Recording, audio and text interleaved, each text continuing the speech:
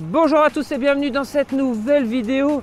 Une vidéo, vous allez voir, où j'ai un état d'esprit très partagé. Très partagé entre quitter un être cher et vous le présenter et vous donner mon avis qui est lui beaucoup plus enthousiaste. Et oui, c'est la vidéo que vous attendez.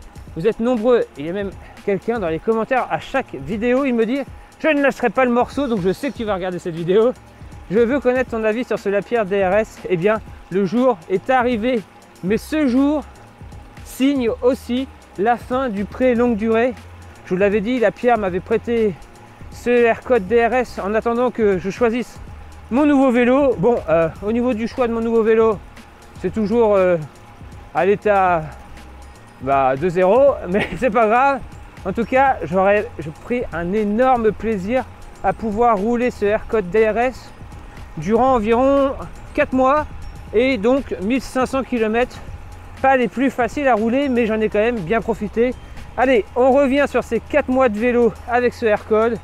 On revient sur ce test assez rythmé, vous allez voir, de ce Aircode DRS. C'est parti juste après le générique.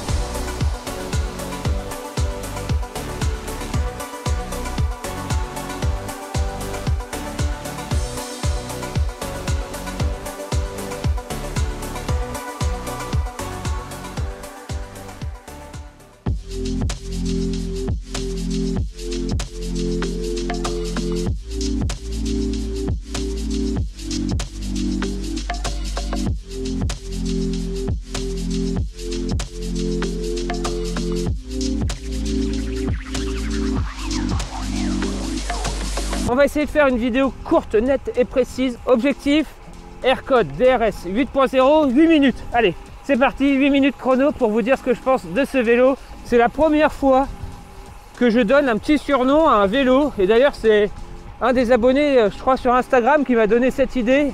Le missile DRS. Vous voyez, ça fait un peu missile tactique. Car à chaque fois que j'ai pu l'utiliser, ça transforme mes sorties en des sorties éclairs. Un vrai missile. On va donc découper cette vidéo suivant plusieurs points. Et le premier, comment réagit ce vélo sur le plat. Ce Aircode DRS, il a été fabriqué pour ça. La haute vitesse sur des routes assez plates, vallonnées comme plat, c'est vraiment son terrain de jeu préféré. Et dès votre première sortie avec ce vélo, vous allez voir qu'il y a comme un problème. On a l'impression d'avoir gagner entre 4 et 5 km/h de moyenne. C'est pas, on croirait, c'est véritable. Ce vélo retranscrit sur la route la moindre puissance que vous allez donner à l'intérieur et vous allez tout simplement pouvoir bombarder et atteindre des vitesses folles. Les premières sorties que j'ai faites avec ce vélo, j'étais à 35 de moyenne, où d'habitude j'étais à 30. Vous voyez, un gap de 5 km/h, mais réel, c'est impressionnant. Et qu'importe le type de terrain, je le disais d'ailleurs sur Instagram aussi, vous avez été nombreux à dire ouais, emmène-le dans les Alpes ton vélo et tu vas voir que ton gap de 5 km/h, ça va pas être la même. Bien sûr, le Aircode DRS n'est pas prévu pour la montagne. Quand je dis sur n'importe quel type de terrain, c'est sur n'importe quel type de terrain adapté à ce vélo. C'est-à-dire que la Normandie, clairement, c'est son terrain de jeu préféré. Du plat, du faux plat, des vallons, ça engloutit tout à des vitesses folles. Alors pourquoi ce vélo est si rapide ? Tout simplement parce que ce vélo a été conçu pour être rapide. Testé en soufflerie, des tubes aéro, grosse fourche aéro, des grandes roues profil haut qui lui permet d'avoir une inertie de malade et surtout une position de conduite comme j'en ai jamais eu sur un vélo, c'est-à-dire très à l'avant, très penché en avant. Lapierre vous oblige à être vachement placé sur l'avant, même main en haut du cintre, on est sur l'avant. Alors quand on commence à se mettre en bas, là on sent qu'on a des attributs aérodynamiques bien meilleurs et ça se retranscrit directement sur le compteur. Allez, maintenant on passe au deuxième point, dans les bosses. Le Aircode DRS, c'est le vélo aéro de chez Lapierre, donc forcément qui dit boss dit pas forcément très compatible, mais attention, remettons dans le contexte. Ce Aircode n'est pas prévu pour la haute montagne, mais il se défend très bien dans les vallons, dans les collines, et il vous permettra vraiment de pouvoir engloutir les petites bosses de votre coin sans broncher. Alors bien sûr, pour les moins costauds d'entre vous, si vous appuyez trop sur les pédales, si vous montez trop en danseuse régulièrement, ce vélo pourrait vous épuiser. Mais si vous êtes patient et que vous restez les fesses assis sur la selle et que vous montez au train, eh bien ce vélo vous permettra vraiment d'aller partout. Il ne m'a jamais vraiment bloqué sur un terrain de jeu particulier. Je passe partout et j'arrive à avoir des moyennes de folie. Non, c'est une belle réussite à ce niveau-là. Il réagit très très bien et on peut dire que Lapierre a fait un très très beau montage global. Vous déploriez le fait que on n'avait pas de Durace sur ce vélo. Ouais, on n'a pas de Durace, mais on a quand même de l'Ultegra Day2 et on a des roues DT suisses qui lui permettent d'être vachement polyvalent à ce vélo. Des roues hautes, mais qui s'emmènent très très bien, même dans les bosses. Et c'est, je pense, cette association, les roues, les pneus 25 en tubeless et ce cadre qui lui permet finalement de passer partout et d'être efficace partout, à part en haute montagne. Et quoique, j'ai pas pu essayer, en Normandie il n'y en a pas. Parlons maintenant des relances et des sprints et des bref, quand vous appuyez sur la pédale quoi. Bon bah, comment dire que ce vélo a été développé en collaboration avec la Groupama FDJ pour faire gagner tout simplement Arnaud Démarre. Donc, certes, on n'a pas le kit cadre qu'utilise Arnaud Démarre, il utilise un kit cadre avec de la fibre encore plus rigide. Il l'est déjà largement assez pour nous, pauvres terriens. Et je peux vous dire que quand vous appuyez sur les pédales, ça envoie du lourd. C'est quand même assez incroyable aussi. Et attention de ne pas trop en abuser parce que on a tellement envie d'accélérer avec ce vélo qu'on aurait tendance à s'épuiser plus rapidement qu'avec un autre. C'est un peu ça aussi l'effet waouh de ce vélo. Il est beau, il donne envie de rouler vite, mais attention, vos réserves ne sont pas illimitées. Et vous pourriez ne plus l'aimer si après vous avez un coup dur et une petite fringale, vous voyez. Bon, j'avais dit objectif 8 minutes, je pense que je suis un peu dans les choux, mais c'est pas grave. Le plus important, c'est que vous compreniez bien ce que j'apprécie ou pas sur ce vélo. Parlons maintenant du confort. Le confort d'un vélo aéro, c'est rarement le point fort. Après, c'est vrai que de nos jours, on arrive à y coller des pneus tubeless en 25 qui lui permettent d'avoir un peu plus d'amorti et de confort sur la route. Et le bon point aussi que c'est très bien faire Lapierre, c'est le triangle arrière. Sur son Xelius, c'est une vraie réussite et ça permet vraiment d'avoir un vélo très confortable. Et bien, ils ont repris ce système de triangle arrière qui revient devant la tube de selle pour vraiment vous permettre d'avoir un arrière du vélo très très confortable. D'ailleurs, c'est la partie la plus confortable de ce vélo. Il y a un déséquilibre de confort entre l'avant et l'arrière de ce Lapierre. L'avant va sautiller un peu plus, je trouve. Normal, vous allez me dire, il y a une fourche bien balèze qui est bien aéro, bien dure.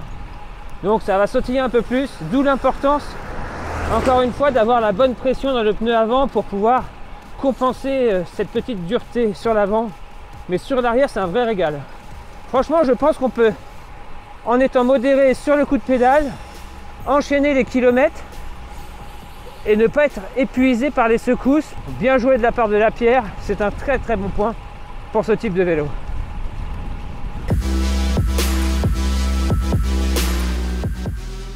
En fait, je crois que j'aurais pu appeler cette vidéo, et je l'ai peut-être fait, un vélo presque parfait.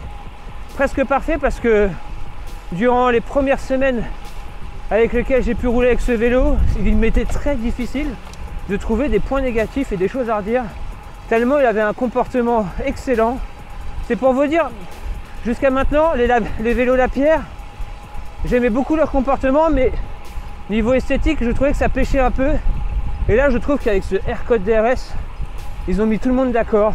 Et quand je vois vos réactions d'ailleurs sur mes posts Instagram, je pense qu'ils ont vraiment mis tout le monde d'accord. Le vélo est beau et en plus il est performant. Il est vraiment à son image, il est excellent. Mais, comme tout produit, j'en ai trouvé des défauts. Mais franchement, quand vous allez voir ce que c'est des petits détails esthétiques. Mais ça a son importance quand on débourse quand même la somme d'un peu plus de 6 000 €, ce qui reste une somme, je sais, pour vous c'est oufissime, pour beaucoup, mais je trouve que c'est un bon rapport qualité-prix. On a quand même un vélo prêt à partir à la conquête d'un titre de champion de France. Non mais vraiment, je vous assure, ils ont vraiment bien choisi leur périphérique, que ce soit les roues, le cintre carbone, la tige de selle, la selle, le groupe DI2, tout est choisi aux petits oignons pour que vous n'ayez rien à changer. Vous l'achetez, vous allez rouler, vous kiffez. Vous ne vous prenez pas la tête. Là où parfois avec d'autres vélos, vous l'achetez, puis il faut changer les roues, puis il faut changer machin parce que ça va pas. Là, le vélo est parfait. Alors c'est vrai que j'ai peut-être pas l'air très enthousiaste, mais c'est comme je vous le disais en début de vidéo, cet esprit de contradiction en sachant que c'est aujourd'hui même ma dernière sortie avec ce vélo. Donc ça m'attriste un peu, vous voyez. Je profite et j'essaie de profiter encore de ce vélo pendant ces quelques kilomètres qu'il me reste avant de repartir bredouille, vous voyez. Donc j'ai un sentiment partagé, mais quel gros kiff ça a été de rouler avec ce AirCote DRS, enfin non, ce missile DRS, vraiment. Si vous avez les moyens de vous l'acheter, et vous pouvez les avoir, parce que sachez que le premier niveau de prix du DRS, c'est le même cadre, avec des périphériques autres, mais c'est exactement le même cadre, donc vous pourrez le faire évoluer dans le temps. Et si vous avez les moyens, achetez directement ce DRS 8.0 s'il en reste encore sur le marché, ça je suis pas très sûr, mais bref, passons, parce que vraiment c'est une machine à rouler incroyable. Et même pour les moins costauds d'entre vous, vous allez prendre un kiff monstre, vous allez voir vos performances augmenter sur des terrains vallonnés comme ceux de la Normandie, et vous ne le regretterez absolument pas. C'est un super vélo, donc voilà, que dire de plus. Super vélo, presque parfait, à 3 petits détails près. Et voilà, on y est à ce moment fatidique de devoir switcher de vélo. Je récupère le vélo à Mathias et je lui rends ce Lapierre qui va aussitôt repartir en carton. Mais avant ça, je voulais vous montrer les 3 petits bémols. Mathias, apporte-moi la caméra. Je vais vous montrer ça quand même parce que je vous ai dit qu'il y avait 3 petits bémols. Les 3 petits bémols, en fait, ils se situent. Donc celui à l'avant, regardez celui à l'avant, je ne sais pas si vous allez voir, mais juste ici. Ça forme une petite marque blanche sur l'avant de la fourche. En fait, c'est quand on vient tourner. Je vais vous faire une illustration sans le faire. Voilà, quand on vient tourner, ça vient taper sur la fourche avant et ça vient l'abîmer. Donc ça, attention si vous le transportez. Et autre petit bémol, cette vis-là. Cette vis-là, elle vient s'oxyder avec l'appui, etc. Ça a tendance à stagner dedans et donc ça vient s'oxyder. Et la petite marque aussi au niveau du serrage, juste ici. Et la tige de selle, elle perd son revêtement noir. Et on retrouve en dessous une couleur bizarre, enfin bref. Donc voilà pour les petits bémols de ce vélo presque parfait, mais que vraiment, franchement, si je devais m'acheter ce vélo, je n'en voudrais même pas de ces 3 petits bémols et je serais hyper content de pouvoir rouler à l'année avec ce AirCote DRS. À vous de me dire dans les commentaires ce que vous pensez de ce vélo. Bref, allez, c'est le moment. C'est le moment de démonter les pédales, démonter le support de compteur, de enlever mon bidon NCT et de repartir avec le vélo que Mathias est en train de préparer dans mon dos.